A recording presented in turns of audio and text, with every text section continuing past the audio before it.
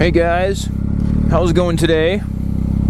As you guys can see me in the mirror here, we have got a first ride, well, kind of a first ride, but it's like a early impressions video of the Triumph Speed Triple here that I've got. This is a 2019 Speed Triple S. You can see right there the badging. And we're going to be doing a first impressions ride. I've put probably, I don't know, less than 1,000 miles in this. You know, 500, 600 miles, something like that. Not a whole lot.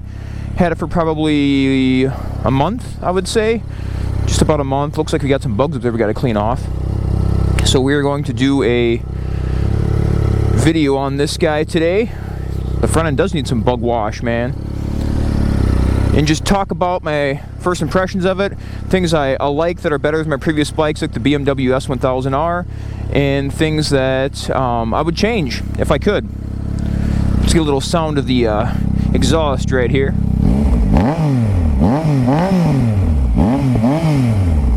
That SC Project exhaust has a really nice tone to it. I do enjoy it. This is the first SC Project exhaust I've had.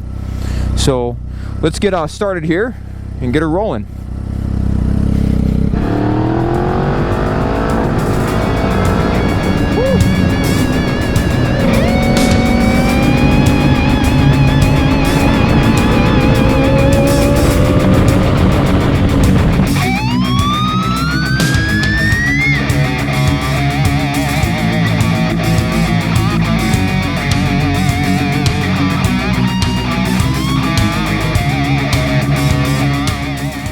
Hey guys, thanks for joining me on the channel here, and if you like these videos, make sure to like and subscribe.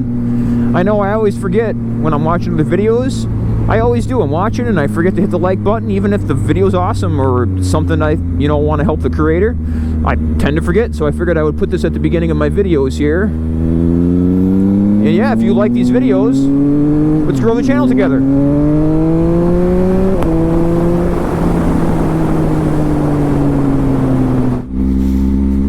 Alright guys, we're out here on the road with the 2019 Speed Triple. On the back road here, we're coming up to a new section of pavement we got down here. And it's a bit of a chilly day out here in Wisconsin, so excuse the sniffles if I got that going on after we've been riding for a while. So let's hit this new piece of pavement here and we'll start talking about, more of the tires a little bit here, start talking about the Speed Triple. The curves on this stretch aren't like, they're kind of like big sweepers. They're not like really tight curves or anything. So let's start with the suspension here.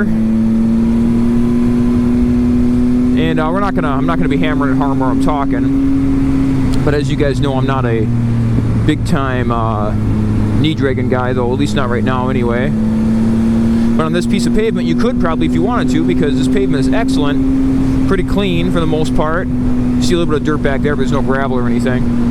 And yeah, but to get your knee down on these wide of curves, you'd probably have to exceed the speed limit significantly, and sometimes there's police back in here.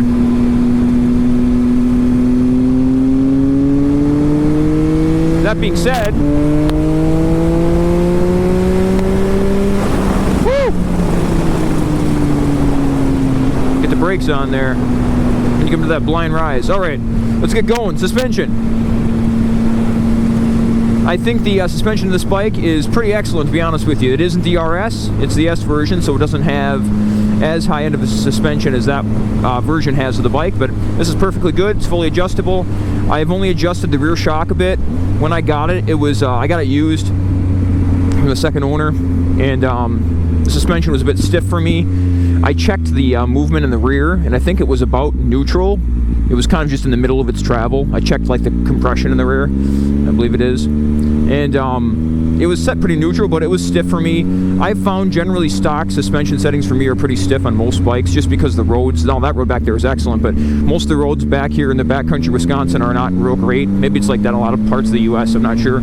So I like to soften things up a bit, not full soft settings. I don't, you don't want to like wallow and get crazy in the corners and stuff if you hit a bump in the corner and get all squishy, but enough to where it absorbs the bumps and doesn't destroy your back, and your butt and such. So I did soft suspension up the back a little bit, made a big difference. I got to do the front next because I can tell the front's a bit just too stiff. I don't brake that hard. I'm not on the track, and I'm not braking super hard and stuff like that. so I can give it a little, soften it up a little bit. Depending what kind of roads you ride, your mileage will vary with that, of course. Oh, we got a lot of cars up here parked. And yeah, so I do enjoy the suspension on this. I think it's pretty solid. How does it compare to my S1000R? I had the electronically adjustable suspension in that bike. That, of course, is easier to adjust because you just press a button on your handlebar here, and you adjust it to soft or hard or whatever you'd like. This is, of course, you got to take a screwdriver, wrench, and such to move it. But that being said, I didn't really adjust my S1000R suspension that much anyway. Once I had it set where I wanted it, I basically left it that way unless I was really going to hammer, try to really practice and stuff in some of the back twisties back here. And even then, I mean, a couple times I changed it just for the novelty of it, but really, I didn't do it that much. So you can kind of just set it and forget it. I'm fine with this kind of suspension. It's good. Comfortable enough for a naked bike. Comfortable enough for like, touring and stuff for me at least. And yeah, so far so good with that. Let's go into the seat here. We're talking about comfort. The seat this is the stock seat on this bike, and it's pretty comfortable. I do like it. I'm comparing this to the S1000R that I don't think I've had that on this channel yet, but there is a video coming out with that, like a ride review and such. And this seat is more comfortable than that bike. The S1000R stock seat was quite stiff and hard. Oh, check it out. We got some deer action up here. Wow, we got a lot of deer. Holy deer friends. I'm going to go ahead and wait here and not hammer it because I don't know how many are going to come out of the thicket. And I talk about not coming over blind rises a lot too quickly, and that is one of the major reasons why right there. Because you can get that, you can get deer coming out of nowhere, especially over just, not outrunning your vision. I'm really big on that. Not outrunning your whether it's your headlights at night or your vision over a blind rise during the day, blind corners, that kind of thing. And yeah, so good example of it there, right on video for everybody and for myself. Yeah, so the seat, I do enjoy the seat here. It's pretty good. I would say I get about hour and a half maybe or so. And if you're wearing, I will say this, on most of these naked bikes, this is just personal opinion here, I don't like wearing jeans on these bikes. I've switched over to always wearing leathers. It provides a little bit of extra cushion, and the way it feels on the seat is better for me. That's of course personal opinion again, but for me, that's what I like doing. And when wearing leathers in this is more comfortable than my S1000R. And this seat is also better than my old Speed Triple 2013 that I had. This 19 seat is much improved in my opinion. But we'll get more to that in a second here. Well, I guess we just talk about it now. And if you see my outline here on the left, I've been writing outlines the last few videos, and so I try to keep these videos on track and keep them a little shorter too. Trying to keep the videos between 10 and 20 minutes or so. So yeah, I think this 2019 Speed Triple is an improvement in every way over my 2013. The 2013 I had, I believe, was a throttle cable system on the throttle was a cable system. I'm sorry here. Yeah, the throttle was a cable system, and this is a digital, throttle by wire over here. And some people don't like that. Some people like the cable. This is fueled really well. I mean, this thing is excellent. No complaints for me at all on the throttling on this bike or the ride-by-wire system. I was kind of a diehard, I don't know if it's a diehard, I guess I thought I preferred throttle cables because I had a VMAX throttle cable, the 2013 Speed Triple, and just bikes that were generally throttle cable because I've been riding for a while. But these new ones, the ride-by-wire, I'm perfectly fine with. This one is very good, very smooth. Nobody around, get some cranks.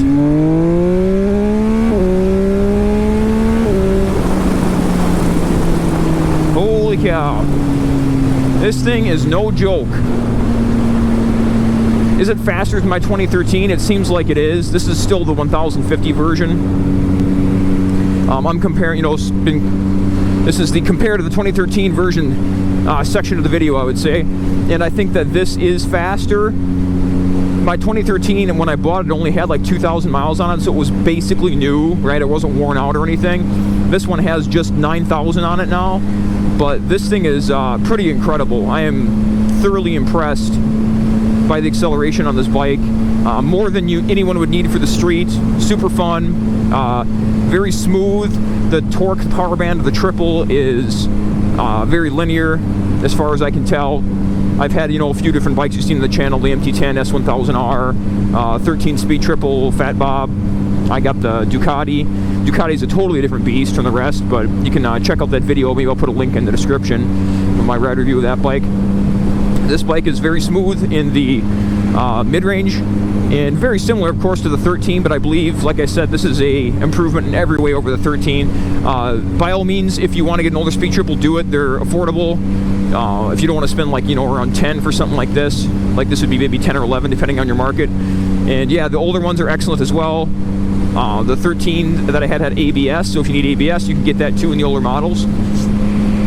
But I think that let's talk about the shifting on this for a second. This has a quick shifter. The older models of this bike will not, depending on how far back you go, of course. And let's see which way should we go up here.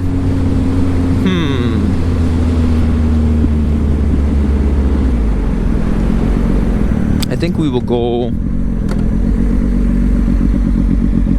to the... let's go to the right a little bit.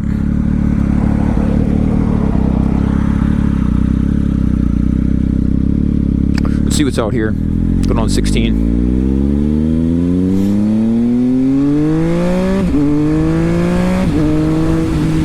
You gotta be careful with this bike though. That's just third gear there. Within a matter of seconds, you're over the speed limit. So you gotta be careful. You don't want to get in trouble out here. So the shifting on this bike, in my opinion, is the absolute smoothest I've had in any motorcycle that I've ridden this year. Of all the comparisons that I've done and stuff that I've owned and bought and sold, this is the absolute smoothest. And it does have a quick shifter. It has quick up and auto blip down. So nobody around behind me here. We'll just kind of blip down to second here. Man, is that ever smooth? That is incredible. I mean, that's just unbelievably smooth. Like literally, I don't know, people say butter smooth, but this is like literally butter smooth. Absolutely fantastic. I don't know how I can stress that enough to you guys. You guys should go out and try the new Triumph Quickshifter on the street and the speeds. But man, this is unbelievable. I don't know what more there's to say about it. You need to go out and try one and experience it. But compared to the S1000R that I had, I mean, I had a 2015 version, so maybe it's been sorted better since then. But the 2015 version of the S1000R with the quick shifter was nowhere as smooth as this bike's quick shifting. It's just not even, there's no way to really compare even. It's cool, it worked. I'm going to pull a U-turn here because I don't really want to go down this other back road.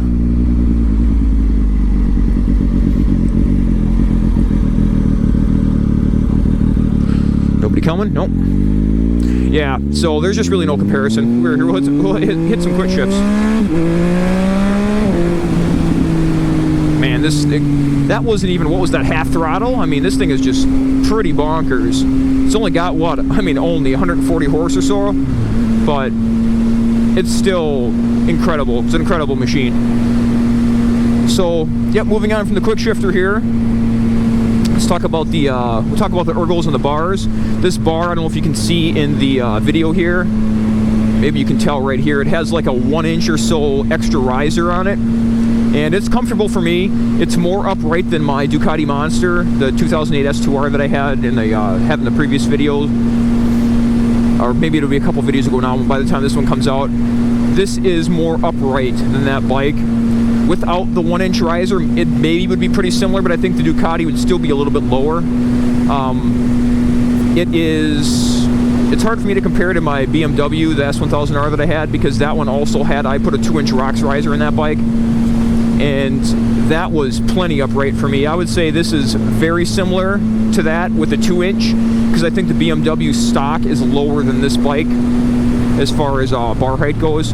But this is very comfortable. I think that this is good. Would I raise it more? When I first got it, I thought I would raise it more, but you know, I don't think so. I think this is good where it is, and I'm going to keep it there. Yeah, I'm going to go straight here. I think we're just going to keep it here. It's fine. It's good. I'm about 5'10", 180 pounds, and this stance is perfectly comfortable for me.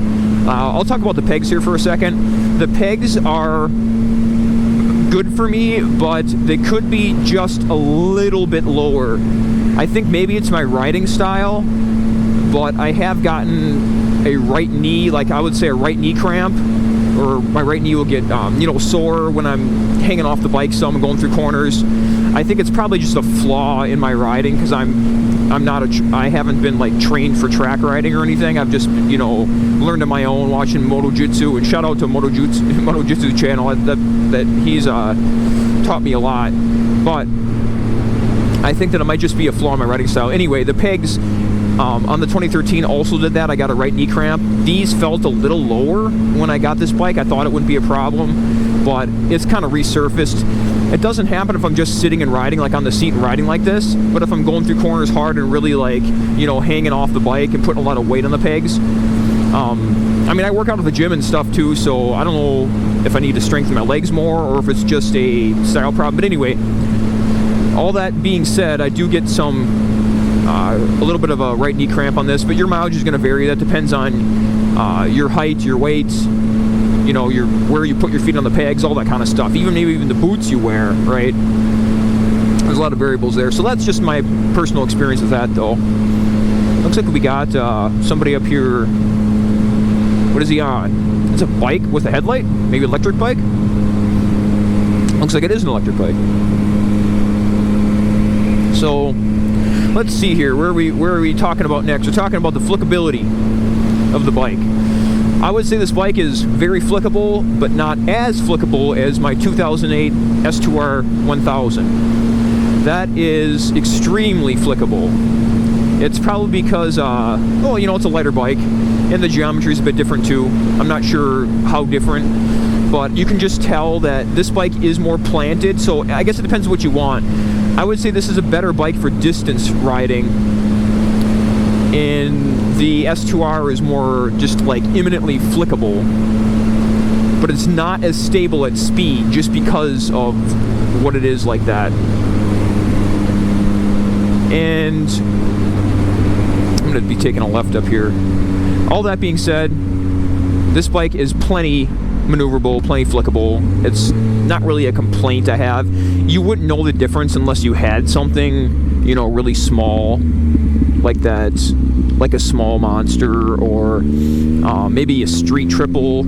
I can see why people like the street triple now, maybe even prefer it over this bike, because of how flickable, how much more flickable a lighter bike, a lighter version of this would be, right? Which is the street triple's, you know, basically a lighter, smaller version of this with the triple engine. So I understand why.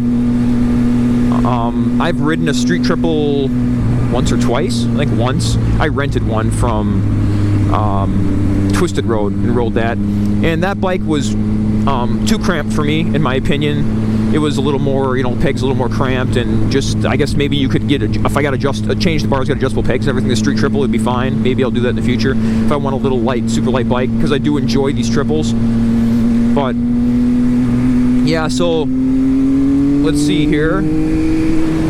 Yes, the tires is the next topic here. The tires in these are Michelin Road Techs, and I'm going to be totally honest with you guys. I don't know what it is of these ones. They're not like super worn out or anything. I would say they're probably, I don't know, halfway through their life, which, you know, affects the performance. They're not brand new. But man, I don't think I would buy these for myself after having them. Whoo, big bump there. Sometimes you gotta stand up on your pegs when you see stuff like that. Yeah, I just don't think I would buy these tires for myself. They're not very confidence inspiring. They're okay when it's warm out.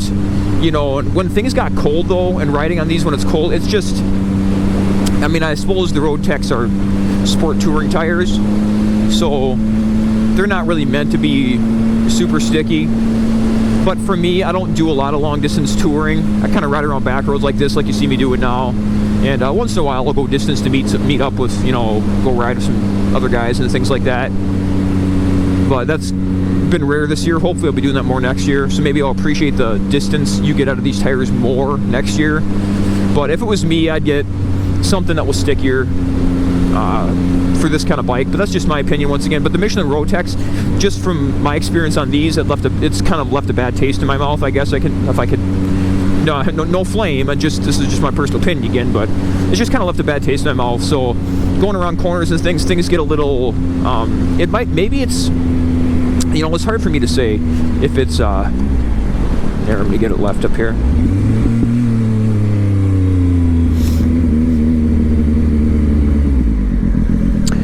I don't want to scare that person too much with a bunch of engine noise, but I think I did it anyway. Shifting down to first to stop for this stop sign.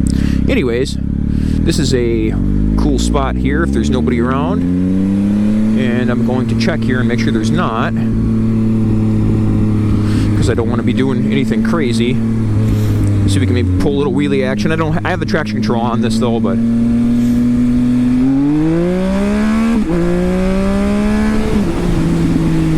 not much of a wheelie. Little front end float there. So yeah, the Road Techs they're okay, but I'm just they're not confidence inspiring enough for me. Even the tires that I switched to on my BMW S1000R before I traded it for this were they Sport Attacks? Yeah, Continental Sport Attacks, I believe they were. Those were even better than these, and I know some guys don't like those. They come stock on that bike, I believe. But you know, I don't know, man. I liked them better than this. I can try to adjust the suspension a little bit on this too, and maybe that will help with the overall feel of this bike and the confidence, you know, through corners and such. But I have a sneaking suspicion that it's the tires. And yeah, they're fine. If you get a deal on them and such, they're fine. You need to do distance, I'm sure they're fine. But just for me personally, I would buy something else next time. Let's see here. I talked about the throttle being well fueled. I was going to do that here, but we already talked about that. So yeah, the throttle's excellent in this bike. It's there's no dead spots, and the SC Project exhaust. It's I believe the previous owner had it tuned to match this exhaust, and whoever tuned it, I think it was actually the Triumph dealership itself. And yeah, it's perfect. There's absolutely flawless, and yeah, thoroughly impressed by that. So, am I going to keep this bike? Yeah, I'm going to keep it till for next season too. I don't think it's going anywhere. I do have the other Ducati up for sale, my S2R, and I think we're going to be getting we'll see. I'm looking at a B-King right now, a Suzuki B-King, which is, you know, it's a Busa. It's a Hayabusa powered naked bike. It's either going to be that or a Busa next for the channel, so we will see. I found a couple good deals on these bikes, and the B-King is really rare. I found a really good deal on that bike. Let's wrap it up here with my usual ending. That's, who is this bike for, right? Well, I think this bike is a pretty good Swiss Army knife, to be totally honest with you guys. It can do a lot of things really well. You can take it to the track, you can commute on it. It's comfortable enough to do distance even with the stock seat. It's honestly, it's excellent. I think if you want something lighter and smaller, the Street Triple is perfectly acceptable, and I would take one as well. It's a little cramped for me though, but for smaller riders especially, the Street Triple would be great. Or if you're going to do short jaunts on it,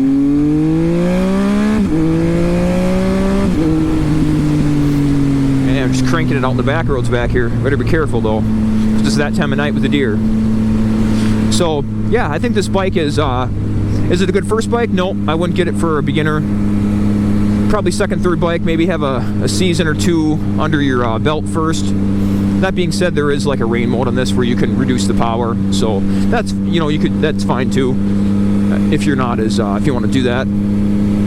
to get a little more, to make it a little more beginner friendly. There's a lot of these bikes, these newer bikes have that option, but I don't think a lot of beginners are going to be going out and spending a, you know, $10, $12, $13,000 on a motorcycle. And I don't think you should, because after having dropped a few bikes, I wish I would have started and rode for 2-3 seasons even on less expensive bikes, because you're really worried. Like, it still worries me about this bike. Like, if you tip it over by accident or something, the damage it does, and the, you know, the loss of value and all that, if you're concerned about that. Some guys don't care. Some guys, you know, it's just, and I know it's just part of motorcycling. Dropping bikes happens to everybody. But when you've got something that's worth $4 grand or $5 grand and you drop it, that is a lot different than dropping something worth 10 to 12 grand, at least in my mind. So let's go ahead and end this video here, I think, because I think that I wanted to keep this under 20 minutes, and we will see if it stayed there, because as a first impression video, things get a little long. But yeah, let me know what you guys think of, if you've got any Triumphs or anything like that. And I'm thoroughly impressed by this Triumph, and you know, it's given me a really good impression of the brand. So now I've been looking at Triumph Cruisers and such as well, like one of the older Thunderbirds I kind of had my eye on locally. And yeah, just thoroughly impressed by this. So thank you guys for watching, and if you watched here to the end, as always, you guys are pros, and I appreciate you guys. Go down on a fall ride here with me on YouTube in the back roads of Wisconsin. So hope you guys are doing well. Remember to like and subscribe if you like this content and these videos, and we will see you guys on the next one.